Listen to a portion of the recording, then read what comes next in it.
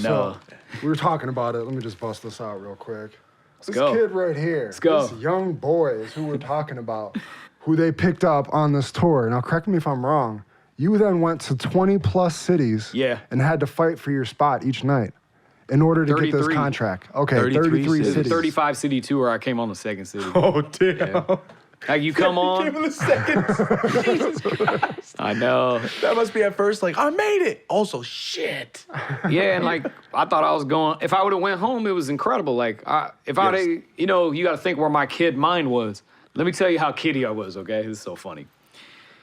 They asked me to go on tour that night after that game because, like, the crowd got excited when I'd go. Even though Hassel even shook me, I touched earth, sick, it shook me up. But, like, I got some buckets and I was going back with no fear. I've always been like that on the court. I forget everything. I just go in. You know what I mean? Mm-hmm. So the crowd liked it. I probably had, like, 6 to 8 points, couple of oops, you know, so. Yeah.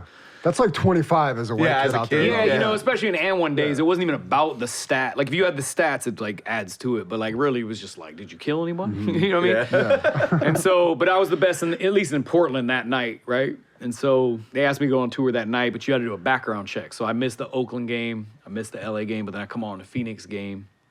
So maybe I was 32 games, a 35-city tour. And then I go back out to Phoenix, and literally, I probably played maybe 10 games, and then we get to Jackson, Mississippi, and things have been going well, right? I know in the games, it's going crazy. But I was hoping when the TV show came on that I could, like, press pause and maybe just be on there, or maybe one of my buckets would make it, because season 1 is all the team. Mm-hmm. So I'm thinking the joint's about hot sauce and AO and main event and Shane and whoever else, right? So I'm thinking same thing, right? Season 2, I can't wait. I'm a fan. Yeah. So it comes on. I'm the whole episode, like literally 80% of the episode was my story of the tryout to the game to this is happening. Oh, you didn't know until you watched it? They did. I think I'm such a kid. They probably told me, but everything was so surreal and so fast. I'm so green. It probably went in this year, out the other year. And so I'm sitting in the hotel where I'm almost like anxious, like I'm like almost nervous because first time I'm hearing myself talk on video and I'm like, why do I sound like that? Like, that's what I look like. And the first time, I remember my first time, so I understand. Yeah, I'm like, I gotta get a new haircut. Before cell phones, before all this, my voice like the first time. Yeah. Oh, God. Yeah, so I was unadjusted to just everything entertainment, don't know anything about demographics, nothing. So I see that thing and literally step out of the hotel, celebrity, in the hotel, walk in the hotel room, not a celeb. The thing comes on. Walk out, autographs that day. Wow. Like, it's actually crazy, like, how quick. Because I see it now all the time, right? My cousin, he's my main editor and shooter. Nice. Oh, so you see this. When we go viral, he could take, like, if we go viral today, like, real viral, not just, our videos get 1 mil, but if we do one that gets, like, 5 in a week or something, like, we'll literally walk outside that day and they'll be like, yo, I just seen they'll name the video. So it was just like that, but even more, because we're on 30 to 50 times a week on, or something like that. It was crazy. It was the filler show when there was nothing on all night. Damn, what a good time in life, that like 7-year period of MTV. Oh, God, it's the best. I was ranting about it the whole drive up here to Camden. Oh, you have no idea before you even thought of. Yeah.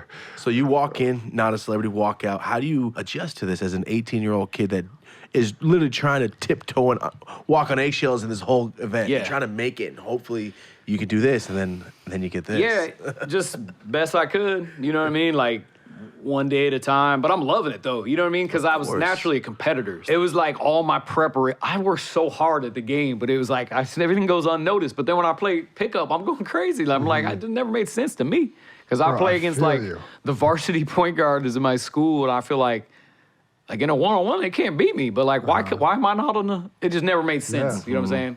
Mm-hmm. So, yeah, I'm like, AO, he's like, you ain't going to college? He's like, you gonna play this? You just gonna do street ball? But fam, you supposed to go play D1. And I was like, you think I'm good enough to play? He's like, yeah, but like, I'm such a, you know what I mean? Yeah. Nobody's there to affirm it. That's why you need mentors. Wow. You know what I mean? And my dad affirmed it. Like my trainer who taught me the AI cross when I'm in 5th grade, he affirmed it.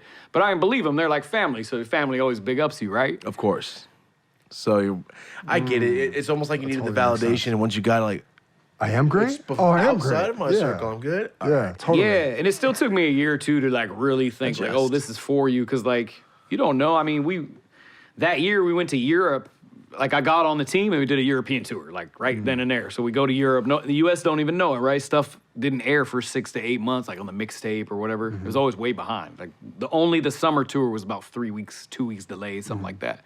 So yeah, like going to Europe on the team, it was hard. I didn't even play well. Like my head's spinning. I'm like, these dudes are so fast. They're going. I don't even know how to win and entertain. I just know how to win. By default, I entertain a little bit. But, like Hot Sauce and AO and Headaches handles crazy. They know exactly what. So it's like so turned up. Like I had to learn the rhythm.